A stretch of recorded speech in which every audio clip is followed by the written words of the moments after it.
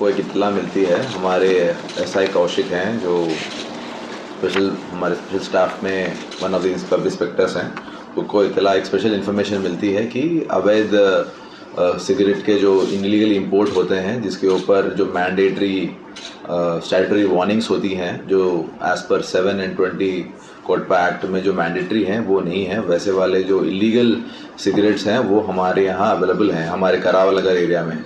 तो based on that information हमारे जो इंस्पेक्टर हैं अरविंद, उनके टीम में डिफरेंट लोग जिनके नाम हैं ASI Amit, ASI Amit Mann, Amit Tyagi, Rakesh Kumar, head constable Amit, Aamir, Sumit and W constable Seema, इन सभी का एक बड़ा एक टीम बना के हमने शिव विहार एरिया में करावल नगर के थाने के क्षेत्र में हमने एक रेड मारी, जिसमें हमने 3 लड़कों को हमने गिरफ्तार की, जिसमें उन्होंने अपने कंसाइनमेंट लेने के लिए मोटरसाइकिल पे आए थे और हमारे लोगों ने मौका देके इन लोगों को पकड़ के अरेस्ट किया।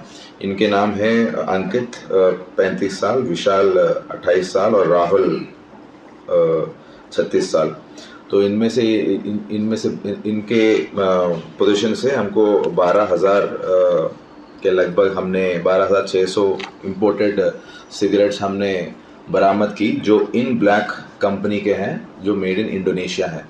तो फर्दर इनके इनपुट से हमने जो मेन सोर्स ऑफ सप्लायर है उनके ऊपर हमने रेड मारी। ये हमारे आलीपुर थाने क्षेत्र के बुद्धपुर इंडस्ट्रियल एरिया में एक गोडाउन था, जिसमें हमने रेड मारी और जिसमें हमने एक नीरज कपूर नाम के व्यक्ति को हमने अरेस्ट किया था। 55 साल की उम्र है, ये रहने वाला है रामनगर एक्सटेंशन दिल्ली। और इस गोडाउन में हमने लगभग 2,70,000 सिगरेट्स हमने बरामद की। तो कुल मिला के 2,84,000 के लगभग हमने सीज़ की है टोटल अमाउंट। तो जो वैल्यू है मार्केट में 1 करोड़ के लगभग इसका वैल्यूएशन है।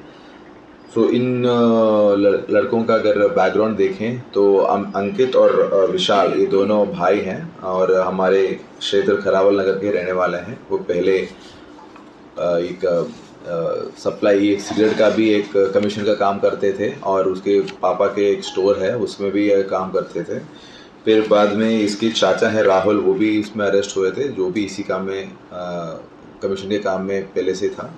उसके अलावा जो नीरज जिसके industrial area Buddhpur industrial area में हमने जो रेड मारी थी उसमें जो पकड़ा गया था, वो एक कस्टम्स के जो सप्लायर्स है उसमें इसमें काम करता है। और जो भी इसके अलावा भी दूसरे अवैध कस्टम के जो इलीगल जीएसटी और जो इंपोर्ट ड्यूटी और टैक्सेस हैं उनको बिना पे करे वो इंपोर्ट करता था और उसका गोडाउन में इसके सामान रखता था। तो इसमें हमको ये सामान अभी तो सिगरेट मिली है और आगे भी इसकी जांच चलेगी।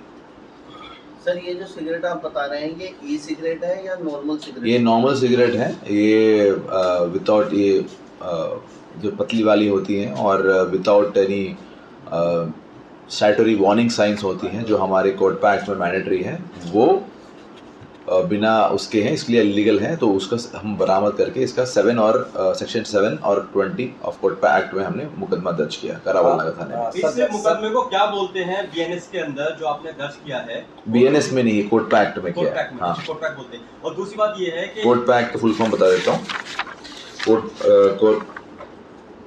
Coat cigarettes and other tobacco products act.